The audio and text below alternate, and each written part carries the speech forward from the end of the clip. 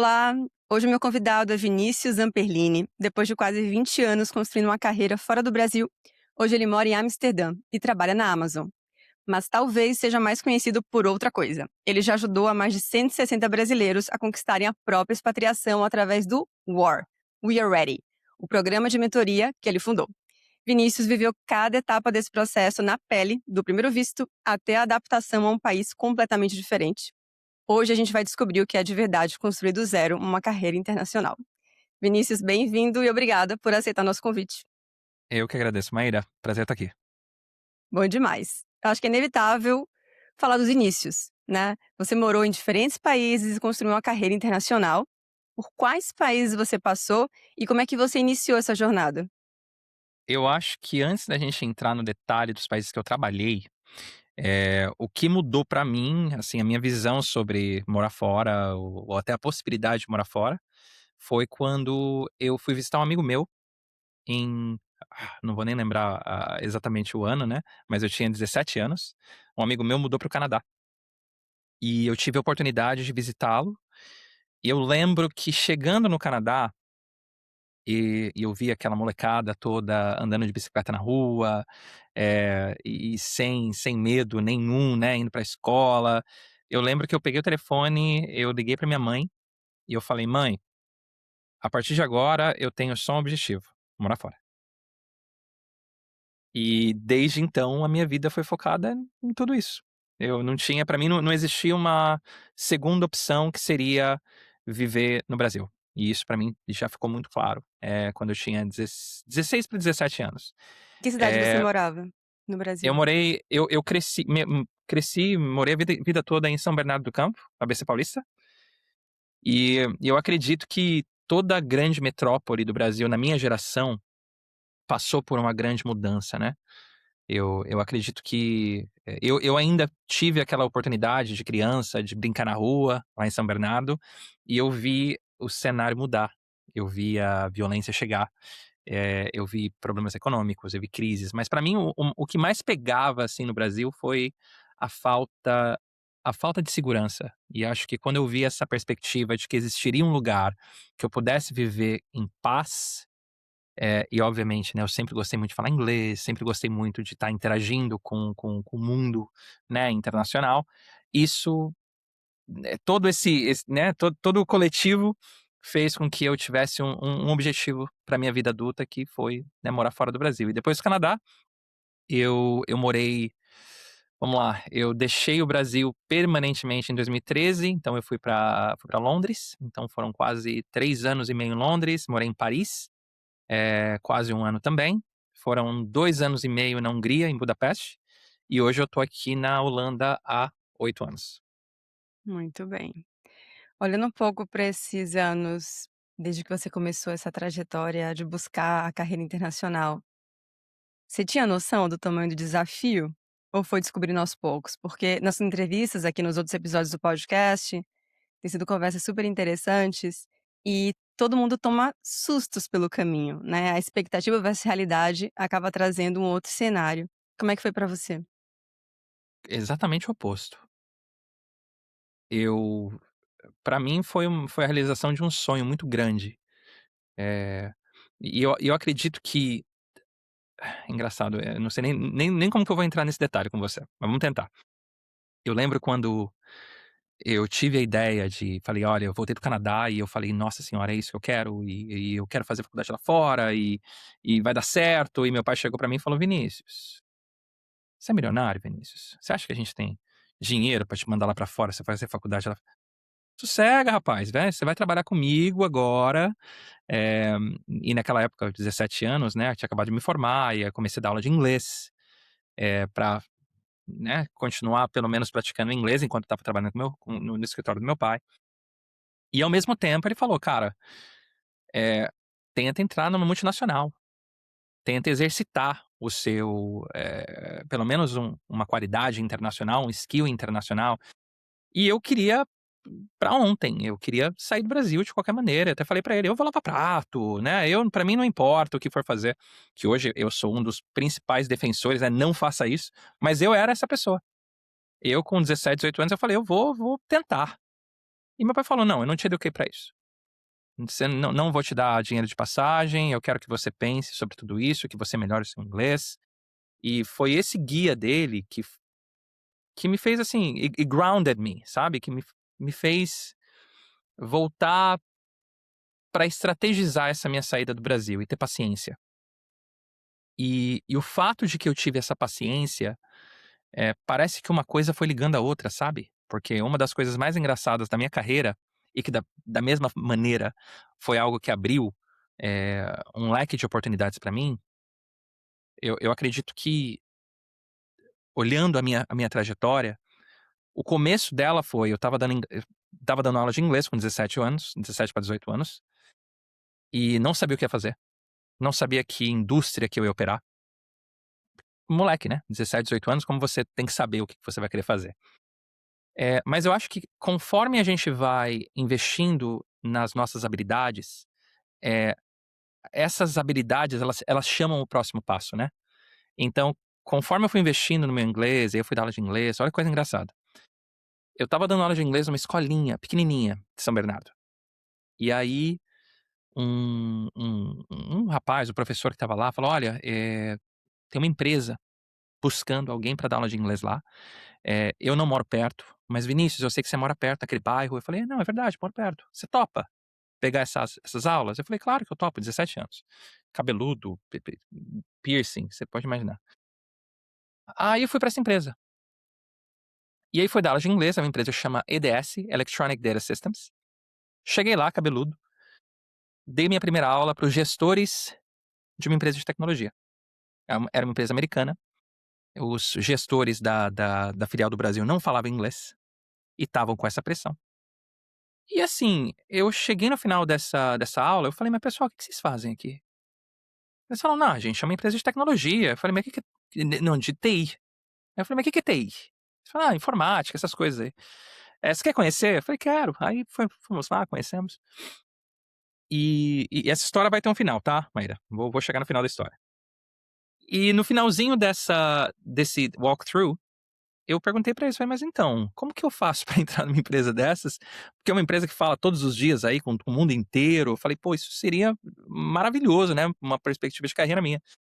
Eles falaram: "Olha, a gente tá contratando pessoas que falam inglês e têm um entendimento básico em informática". Eu falei: "Where do I sign up?". E eles: "Olha, o gerente tá ali, ó, Alexandre Cardoso". E eu fiz a entrevista no mesmo dia, com 17 anos. O Alexandre me olhou e falou: "Você provavelmente é o cara mais sortudo ou é pra ser". Porque no final deu certo, eu fui contratado com 18, no meu aniversário de 18 anos, eu fui contratado numa empresa de tecnologia, não sabia nada de tecnologia, mas falava inglês. E foi desse momento que eu comecei a me preparar, né. Eu tive o meu primeiro emprego com 18 anos, já falando inglês, já trabalhando na área, de tecnologia, e o fato de que eu esperei, eh, eu passei dos 18 aos 26 no Brasil, me qualificando, entendendo como o mercado funciona, entendendo que a principal diferença entre o Vinícius, profissional brasileiro, e o John, profissional inglês ou americano, experiência, só isso. E eu adquiri toda essa experiência nesses 6 anos, e quando eu saí do Brasil, desculpa, 8 anos. Quando eu saí do Brasil, eu não tinha dúvida se eu ia poder exercer aquele cargo.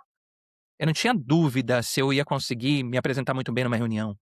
Então eu tive um privilégio de receber tudo isso no Brasil, para quando eu fui, né, passei para minha entrevista e cheguei em Londres, no meu primeiro emprego internacional, eu sabia muito bem o que esperar do trabalho. Então foi muito mais prazeroso para mim, desde a primeira posição internacional até onde eu estou hoje, do que uma surpresa.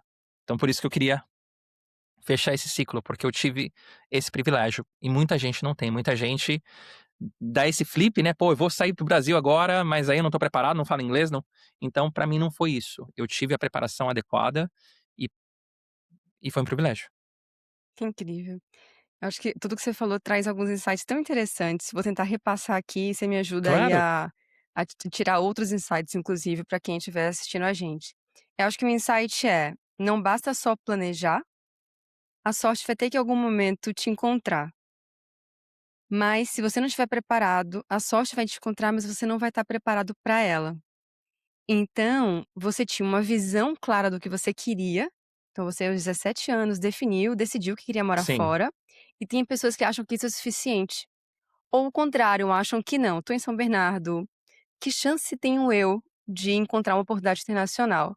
Você tinha visão, você até teve pressa, mas seu pai, muito sábio, falou: "Opa, espera aí".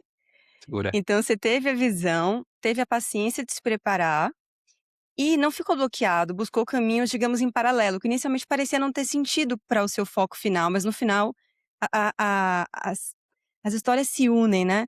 Tem até um famoso discurso do Steve Jobs em Stanford, que ele fala dos pontos conectados, e que às vezes é difícil você conectar os pontos olhando para frente, você só consegue olhando para trás. E você contando essa história agora, aí estão os pontos. O Vinícius viaja para o Canadá, descobre que quer morar fora, mas lá quando você foi para o Canadá você não imaginou, esse não era o objetivo, né. Não, Depois o Vini estuda inglês, milhares de motivos, mas poderia estar pensando em morar fora, mas era também para diversificar, imagino, o seu conhecimento, abrir novas portas. De repente aparece um colega, te convida, você vai dar aula, e só olhando para trás você conseguiu unir todos esses pontos. Olhando agora para fantástico resumo, trás fantástico resumo. Só tem uma coisa que eu quero entrar, fala. que é essa questão do inglês, e não é só o inglês, é a necessidade de conexão internacional. É algo que ninguém me falou. Eu tenho desde criança. Desde criança eu tenho essa paixão por estar conectado com o internacional e não somente com o brasileiro. Então eu acho que essa questão, né, isso é muito individual de cada um. E muita gente não ouve. Então eu acho que essa questão de você, honrar quem você é, e ao invés de: "Pô, não, seguir tal rota, porque é isso aí". Eu acredito muito no desenvolvimento de, bom, primeiro, honrar quem você é. Eu tenho um livro que eu sou apaixonado, com certeza você já leu, O Alquimista, de Paulo Coelho. E e o Alquimista fala muito da nossa lenda pessoal, né, o que que cada um nasce, e que muitas vezes, na vida adulta, a gente esquece de tudo isso, porque outras realidades acontecem. Para mim, essa é uma das minhas lendas pessoais, que era, estar em contato com o internacional, falar inglês. Eu sempre tive muita facilidade, sempre amei. Para mim, falar inglês sempre foi um processo muito gostoso. E e além de tudo isso, é a gente estar comprometido em se preparar para viver essa nossa lenda pessoal. Eu não ia ficar feliz se eu tivesse num emprego falando português todos os dias, trabalhando, meu pai é contador, trabalhando com clientes brasileiros em São Bernardo do Campo. Pô, você me dá milhões na minha conta. Não, não sou eu. E eu acho que essa lealdade conosco, ela também auxilia, sabe? Porque quando você está aprendendo uma coisa que você gosta, e você está num ambiente, num ecossistema que você realmente, aprecia, o desenvolvimento é claro, o desenvolvimento é obrigatório. Então eu só queria deixar esse ponto para. Maravilhoso. Conta aqui, desses 160 brasileiros, né, que você já ajudou a criar uma carreira internacional, o que que eles têm em comum? Que a gente acabou de escutar a sua história, né, como é que a sua a trajetória profissional e de vida para o internacional veio? A história deles, o que que tem em relação com a sua e o que que tem de diferente? Vamos lá, eu eu vou tentar responder sua pergunta de maneira direta. Eles não têm muita coisa em comum.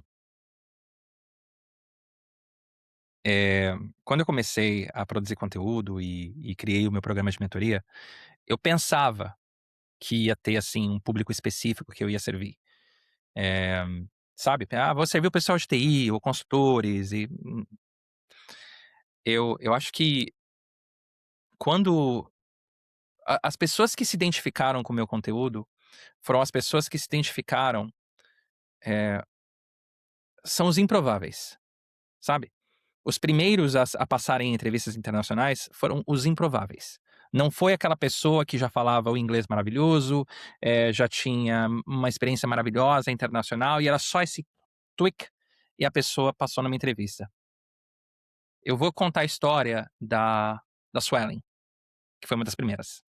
A Suelen era advogada no Rio de Janeiro, trabalhava no escritório do pai dela. entrou no meu programa.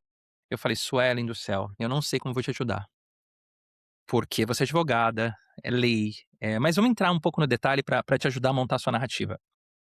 E eu lembro que a Suelen falou: "Olha, Vi, eu já falo inglês, eu falo inglês muito bom.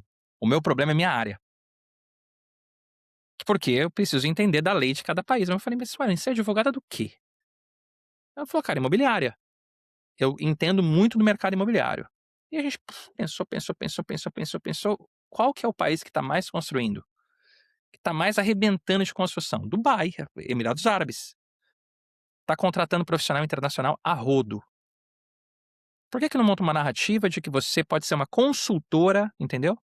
Que entende da lei brasileira, tem um entendimento da lei internacional e Suelen passou a entrevista em Dubai, se tornou consultora imobiliária em Dubai, visto de trabalho. Hoje é treinadora de vendedores na área imobiliária em Dubai. Improvável. A Carol Nogara, da área de moda, passou para trabalhar na Gucci em Paris. Improvável.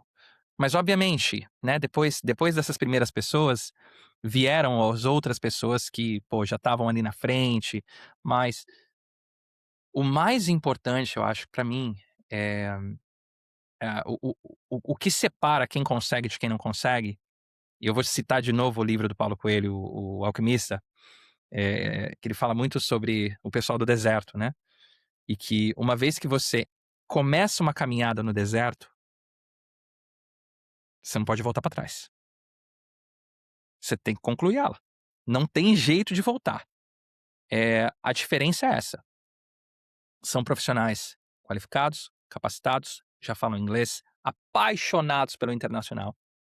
Não necessariamente estão na área perfeita, mas eles estão prontos para adaptar sua narrativa e para eles não tem volta. Eles não vão permanecer no Brasil. Eu acredito que esse grit do profissional brasileiro de fazer acontecer é muito específico nosso, é muito nacional brasileiro. E o que diferencia quem chega de quem não chega é realmente essa decisão. Porque a maioria dos brasileiros que eu converso e que realmente têm o potencial, eles já estão num momento muito confortável da vida deles. Você já ganha dinheiro. Você já ganha dinheiro, você já tem qualificação, você já tem uma vida legal no Brasil.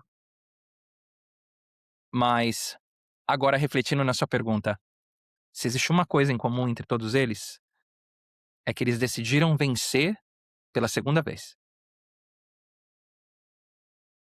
Entendeu? Eles não se adaptaram a vencer pela primeira vez. Perfeito, super entendido. Quem é esse perfil que vai atrás, né, queima os barcos e decide que só tem uma via que é de ir, É mas isso. faz essa caminhada já preparado. Pessoas que têm Exatamente. formação, que se prepararam. Tá, nesse contexto de trabalho internacional, você trouxe 2 casos super interessantes, né, moda, é uma advogada também que acabou criando uma alternativa de trabalho mais relacionado.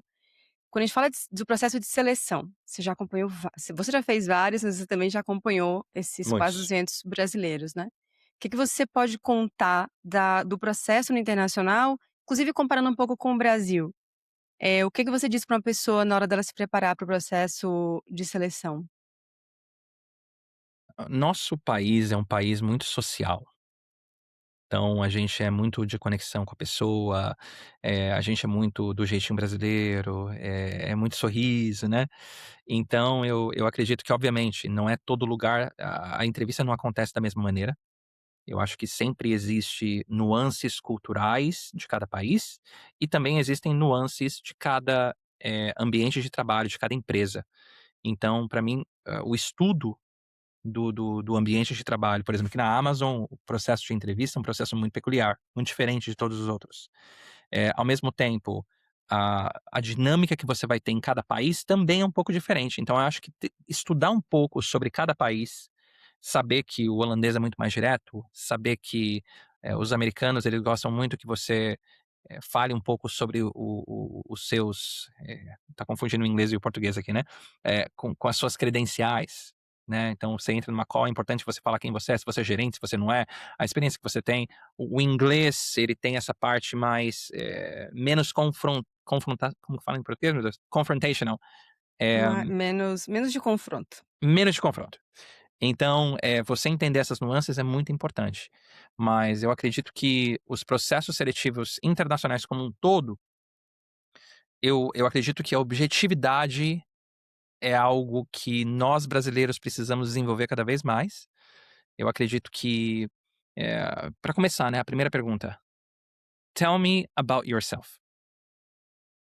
Normalmente o brasileiro é: "Meu nome é tal, eu tenho tantos filhos, sou casado, tenho papagaio", ao invés de: "Vamos lá, em 30 segundos me fale sobre a sua carreira". Naqueles 30 segundos, você falou sobre a sua carreira, deixa a pessoa falar de volta. Esse ponto para mim e para muita gente que eu mentorei, ajudou bastante o pessoal a conseguir essa primeira passagem, né, essa primeira etapa da entrevista. O segundo ponto, eu acredito que seja a autenticidade.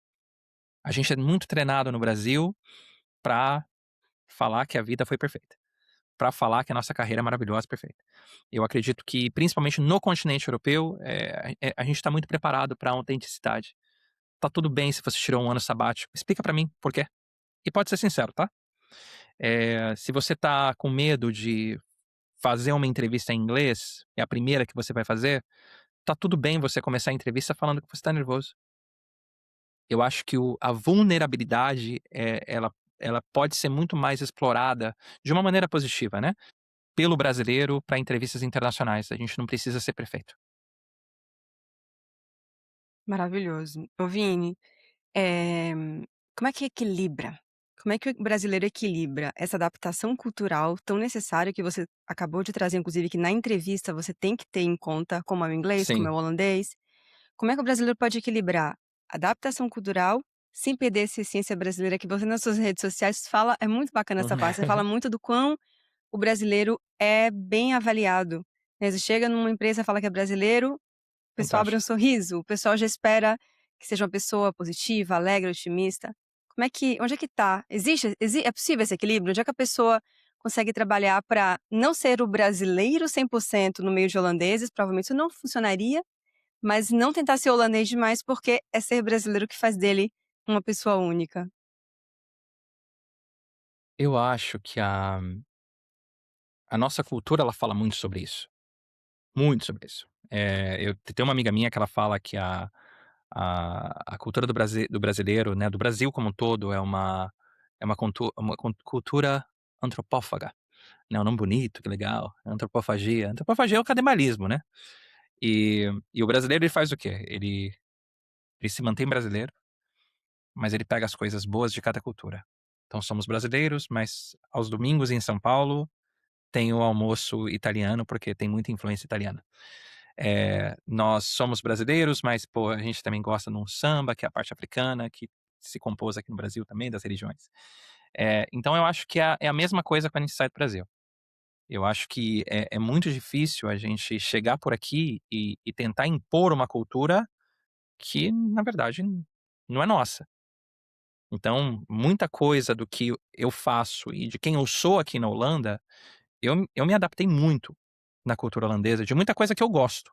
Eu sou muito mais pontual, eu sou muito mais direto, eu, sou muito mais, de certa forma, honesto, quando eu quero dizer sim e não. Eu não falo, sim quando eu quero dizer não.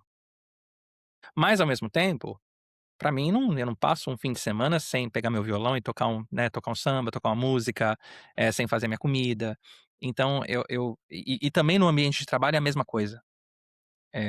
Eu tô numa empresa que é uma empresa americana, que tá aqui na Holanda, então eu tenho clientes holandeses, então eu preciso fazer essa ponte, mas eu preservo as coisas boas, né, e que eu sei que vão agregar no meu dia a dia. Todo mundo sabe que, pô, você quer ter um momento legal no dia, vai tomar um café com o Vinícius, que o bom humor do brasileiro tá sempre aqui. Mas ao mesmo tempo, eu não vou fazer um almoço aqui de 1h30, que normalmente a gente faz no Brasil, porque a cultura local é aquela cultura de 30 minutos. Então eu acho que existe um equilíbrio sim, mas se prepare porque você vai mudar muita coisa também, para conseguir se adaptar ao ambiente e para mim ainda mais, né, porque eu casei com uma holandesa. Então eu tenho essa dinâmica que eu preciso preservar o Vinícius brasileiro também, não somente aqui no ambiente de trabalho, mas também em casa, e agora criando a nossa menina que acabou de completar 1 ano, preservando o brasileiro, o holandês e o internacional. Perfeito. Depois de tantos anos morando fora, Vini, o que é que Amsterdã representa hoje pra você, ou a Holanda como país? Minha casa, minha casa. Eu vejo meu pai me falou muito sobre isso, meu pai é migrante, né, meu pai saiu do Paraná com 22 anos para ir para São Paulo, minha mãe também é mineira, foi para São Paulo, e e meu pai fala: "Nossa casa é o lugar que permite a gente a viver nossos sonhos, né". Então, por exemplo, meu pai nunca teve aquele sonho de: "Pô, tal dia eu vou voltar para o Paraná", pra ele não, minha casa é São Bernardo do Campo, é aqui que eu construí minha vida. E eu tenho o mesmo sentimento, a Holanda é minha casa. Eu não falo holandês fluente, ainda vou chegar lá, mas a Holanda me deu tanta coisa, e me ensinou tanta coisa, e eu me sinto tão em casa por aqui, pela sociedade, pela estrutura de vida, pela dignidade que a Holanda trata os cidadãos, pelo fato que você pode investir. Eu acho que um país é como se fosse um investimento que você faz, né. E eu acho que cada centavo que eu investi no governo holandês, eles me retornaram em dobro. Então pra mim é em casa. Tudo bem. Eu morei 2 anos em Amsterdã, como eu te falei, e é realmente um lugar incrível. Eu tenho excelentes lembranças, assim, daí. E acho que desde dos pequenos detalhes, como a vida de bicicleta, e o que dá uma outra forma de viver no dia a dia. Sim. Parece uma besteira, mas não é.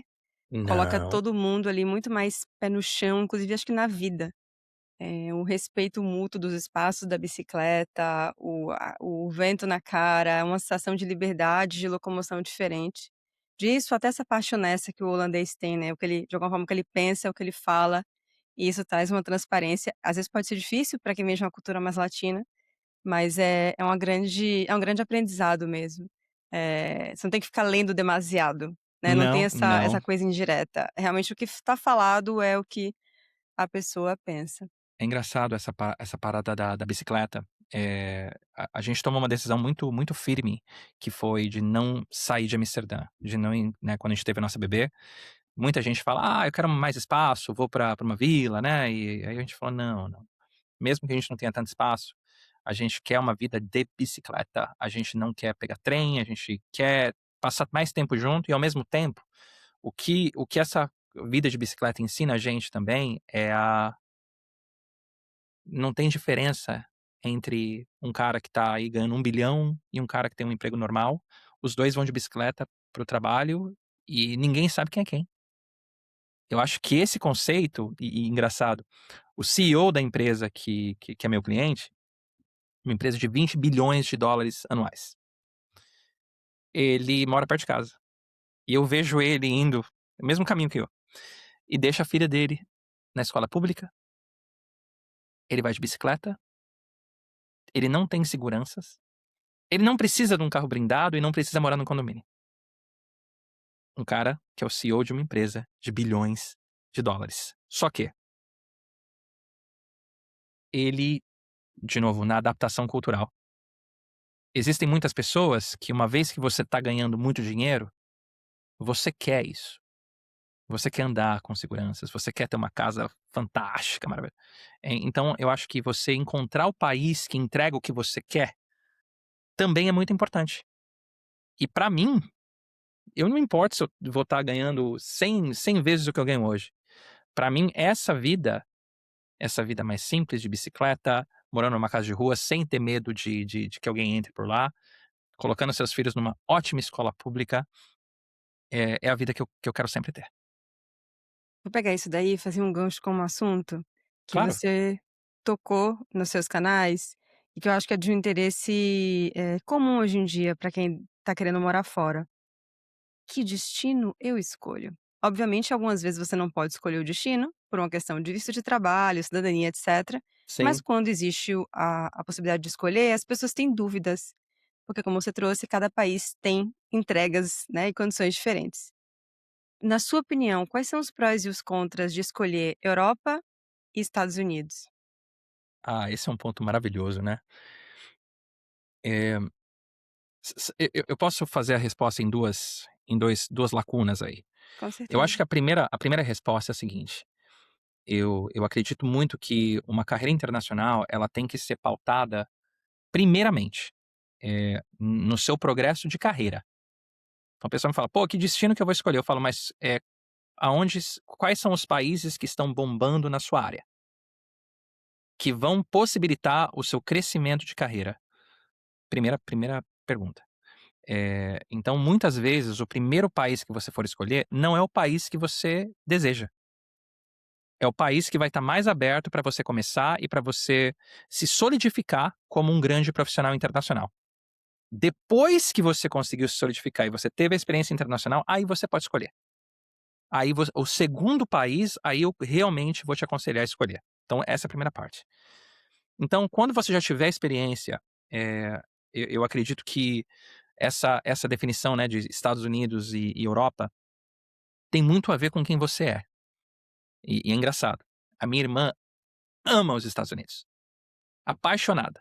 Eu, assim, mas jamais entendi o porquê que o pessoal ama e é apaixonado pelos Estados Unidos. Ela adora Disney, né? Então, eu acredito que os Estados Unidos podem ser um país muito legal para que você continue vivendo uma vida individual, tenha muito crescimento individual, mas poucas pessoas entendem dos problemas que os Estados Unidos realmente têm. Eu acho que eles são muito bons de marketing, de só mostrar as coisas boas. E aqui na Europa, o pessoal tem a visão dos Estados Unidos real. Então, por exemplo, se eu perguntar para alguém aqui na Holanda, cara, tem uma oportunidade fantástica para você mudar para os Estados Unidos, 3 vezes seu salário. Eu tenho certeza absoluta que eles vão falar: não, obrigado. Sabe por quê? Que eles vão falar: esse negócio de você não ter convênio médico é um absurdo, de você ter que pagar um valor absurdo, né? Se você for fazer uma cirurgia, você nunca vai sair de dívida. Eu não quero treinar meu filho caso venha alguém armado para a escola. Não quero. Não quero morar num país que tenha essa estrutura. E terceiro, não tem vida social, não tem estrutura social. Então, os Estados Unidos, assim, são as melhores universidades do mundo, as maiores empresas do mundo estão lá. Você pode ganhar muito dinheiro, mas os Estados Unidos não são um país de primeiro mundo. Se você olhar o primeiro mundo com uma estrutura social. Então, quem quer vir aqui para a Europa são pessoas que não estão olhando para esse individualismo e o romantismo do que eles veem em filme, né? São as pessoas que realmente querem ter qualidade de vida e não querem viver para trabalhar. Eles querem trabalhar para que eles possam viver. E aqui você pode ter isso. Joia. Vamos voltar a falar um pouquinho então, do processo para morar fora, porque tem muita gente aí que tá com vontade, tá com, né, tá até se preparando, tá ali preparando idiomas, mas tem muitas perguntas, muitas dúvidas e algumas já inclusive tentaram, mas por vários motivos não deu certo. Eu tenho certeza que quem entra na sua mentoria vai super bem, porque você tem teoria e tem prática, e tem uma grande didática também, depois de acompanhar inclusive quase 200 pessoas, isso te dá um histórico incrível. E conta aqui então sobre os erros a evitar, né. O que que você já viu ou ouviu ou diria, né, para um grande amigo seu, vamos colocar assim, um grande amigo seu tá tentando, tá pensando né, tá pensando em morar fora, e seja por qualquer motivo ele não pode entrar na sua mentoria, vai, por qualquer motivo que seja. O que que você diria para ele Vamos lá. numa conversa de amigo para amigo? Deixa eu dizer uma coisa também, que é para deixar claro, né? Eu trabalho aqui na Amazon, eu tenho um cargo de liderança que o pouco tempo que eu tenho depois de ir para casa, dar banho na bebê, comida, passar um tempo com a minha esposa, eu dedico para os meus alunos. E a minha mentoria, ela é muito. eh, ela é selecionada. Eu não construí um programa de mentoria para manada, né? E por isso, a gente tem um processo seletivo muito criterioso. Então, muita gente que quer entrar na mentoria não consegue. Por quê? Porque eu exijo inglês, e para entrar na minha mentoria você tem que mandar um áudio.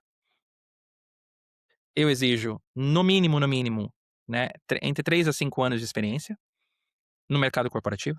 Então, o pessoal que me fala, pô, eu sou dentista, eu sou médico, olha, infelizmente não é, eu sou focado no mercado corporativo. Existe uma outra, né, um outro domínio aí para a área da saúde. E terceiro, eles têm que estar no deserto. Se a pessoa tiver naquele momento de, eu não sei se é pra mim, infelizmente, eu não posso te ajudar, porque senão você vai estar perdendo seu tempo e o meu tempo, porque você vai desistir no meio do caminho. Então, eh, o critério do meu processo seletivo já começa aí. Então, se você ainda não fala o inglês, que você se sente confortável de entrar e bater um papo numa entrevista, se foca no seu inglês, não começa a procurar ainda. Se prepara, esteja pronto primeiro, ao invés de ficar aí selecionando, window shopping. Segundo, eu acredito que esse boom do LinkedIn, ele é muito perigoso para todo mundo, porque hoje você pode ver todas as vagas do mundo todo. Com inteligência artificial, hoje qualquer pessoa pode usar o Claude para aplicar para milhares de posições automaticamente. Ninguém sabe o que é aplicação e o que não é. Então tá chegando um momento em que essa questão aí de todo mundo aplicar LinkedIn, isso aí vai acabar, viu? Daqui a alguns anos a gente volta aqui, eu acho que eu vou estar certo. Daqui a pouco vão surgir maneiras mais eficazes dos empregadores acharem talento, porque hoje é muito difícil você saber quem é quem. Então, o meu conselho para todo mundo que está nessa busca, eu falo isso sempre para meus alunos: a Google não contrata, a Meta não contrata. Quem contrata é uma pessoa que trabalha para essas empresas, e por mais que AI possa evoluir absurdamente, quem vai tomar uma decisão de contratação é uma pessoa. Entenda sobre as pessoas que são do seu mercado, no país que você quer viver, a partir do momento que você está preparado. Não fica nesse aí, em LinkedIn, vão aplicar para tudo que é posição. Conheça pessoas, e é por isso que eu acredito muito na minha mentoria. Porque a minha mentoria é primariamente, lugar para as pessoas se conectarem e para expansão de network, porque normalmente é assim que você consegue uma vaga. Perfeito. E complemento aqui com uma, digamos, uma frase assim de motivação para os brasileiros que chegam fora, né? Vão para fora do Brasil, inclusive ainda do Brasil tentando contato. Começando a fazer networking, se os 5, 10 primeiros as primeiras 15 mensagens que você mandar, convidando para um café, convidando para conhecer as pessoas, ninguém te responder, continua. Que eu acho que às vezes pode dar uma baixada, ou coisa de gente que falou assim: "Caramba, mas escrevo, ninguém me responde, ninguém tem disponibilidade". É porque a vida das Sim. pessoas é muito corrida mesmo.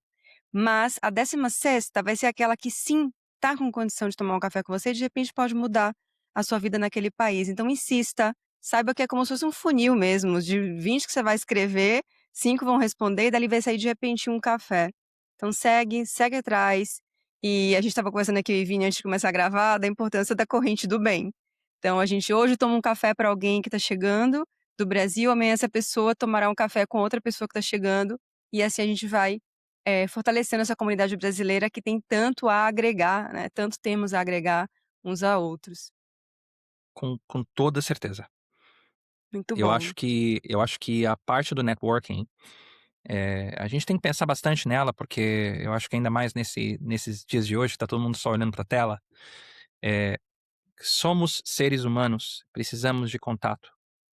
E todo mundo, tá, todo mundo, eh, gosta de ajudar. É uma das coisas que são inatas ao ser humano, e a gente esquece disso. O único problema é, eu acho que as pessoas estão esquecendo de como pedir. Eu não tô dizendo pedir ajuda. Eu acho que toda vez que a gente fala pedir ajuda, vem numa uma perspectiva de caridade. E não é caridade. Eu acredito que todo bom profissional, tá pronto para oferecer um braço amigo, para trazer uma pessoa de onde ela tá, né, para o outro lado.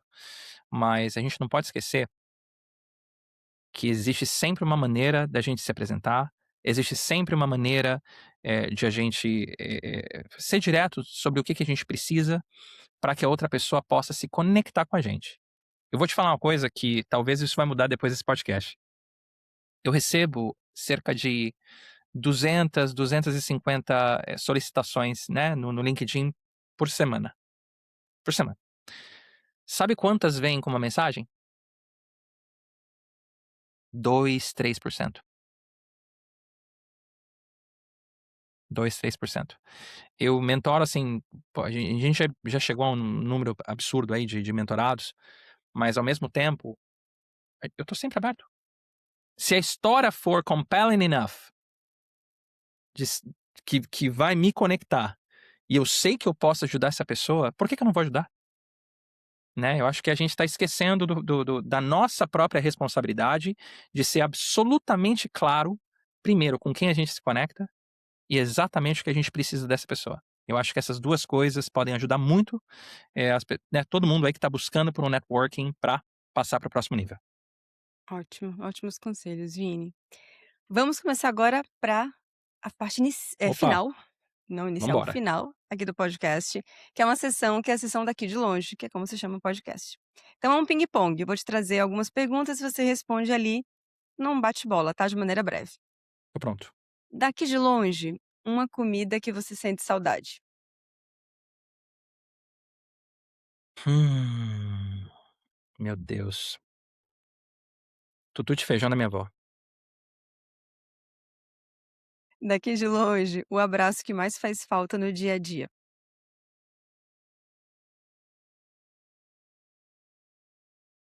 Dos meus pais. Ok. Daqui de longe, quais são as datas nas que o coração mais aperta?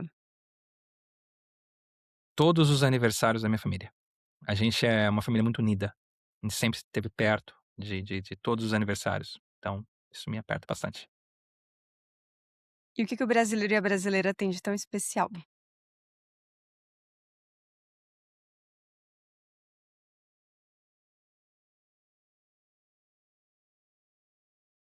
Sensibilidade. Muito bom. Vini, se você pudesse voltar no tempo e conversar com o Vini, lá de 17 anos, que descobriu que queria morar fora, que estava conectado com o internacional, o que que você falaria para ele?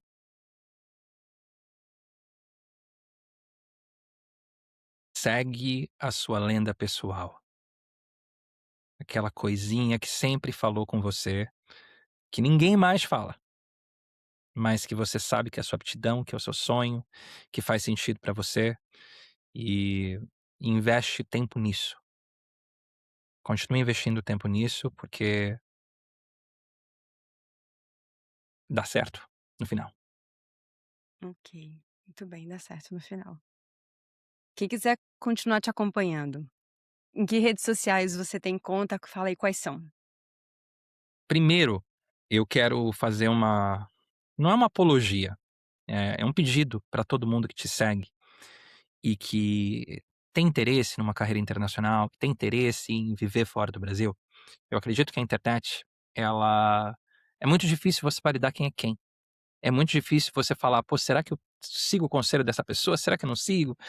Então, a primeira coisa que eu sempre vou falar para todo mundo que está me ouvindo aqui, sendo que eu me tornei uma pessoa pública depois de ter me tornado um profissional, é: me siga no LinkedIn. Vai lá e valida quem eu sou. Vai lá e valida se realmente eu passei por tudo que eu falei que eu passei aqui, antes de me seguir em qualquer rede social. Então, primeiro o LinkedIn, Vinícius Zamperlini, você vai conseguir me encontrar. Depois do LinkedIn, Instagram é a rede social que eu estou sempre postando, estou sempre compartilhando. Tenho pouco tempo, mas compartilho o quanto eu posso sobre a minha vida aqui na Holanda, a minha vida na Europa e trabalhando por aqui como expatriado. Vinícius Zamperlini também no Instagram. E, além disso, eu tenho um podcast no Spotify e no YouTube, que é o Brazilian Expat Podcast, que foi feito para que eu entreviste outros brasileiros que chegaram por aqui e também construíram suas carreiras internacionais. A maior parte dos meus convidados são meus alunos, mas eu já vou deixar marcado aqui nesse podcast que a Maíra estará no meu podcast em um futuro próximo, quando eu retornar com a nossa próxima temporada. Combinadíssimo. E deixo aqui a recomendação que todo mundo siga você nas redes sociais, primeiro o LinkedIn, depois o Instagram. Perfeita recomendação. Vai escutar também o podcast, entrevistas super interessantes, dá para aprender um montão. E assina embaixo que você falou de tirar um pouco do ruído, né? O ruído é muita informação que a internet tem, mas tentar se concentrar em histórias reais, pessoas que passaram por aquela situação e podem então realmente trazer informação desde uma vivência concreta. E você é esse caso sem lugar né, sem nenhuma dúvida, com toda a experiência que você acumulou e todas as pessoas que você acompanhou. Então, obrigada demais pelo papo. Foi Eu que super agradeço. interessante. Muito bom conhecer mais em detalhe a sua história, super inspiradora. Que bacana que aquele menino de 17 anos escutou a sua própria voz interior e buscou caminhos para construir essa trajetória tão bonita que você construiu. E agora com família, com filha, Exatamente. É. Era para ser, né, era mas pra é ser. importante você falou em ruído, né, é importante eliminar o ruído que não faz bem, né, que é todo mundo aí falando para você, mas é também importante escutar o ruído interno que muitas vezes a gente, tenta calar. E eu acho que existe uma centelha divina aí em todo ser humano, e que a Muito gente sabe bem, muito bem o que que é para ser nosso, mas a gente às vezes tenta parar essa voz e às vezes a gente consegue parar. O mais importante é se ouvir. muito bem. Vamos nos ouvir mais. Isso aí. Super, muito bem. Vini, brigadão. Eu que agradeço e até Beijo, o próximo podcast. até Tchau, a tchau. próxima, tchau.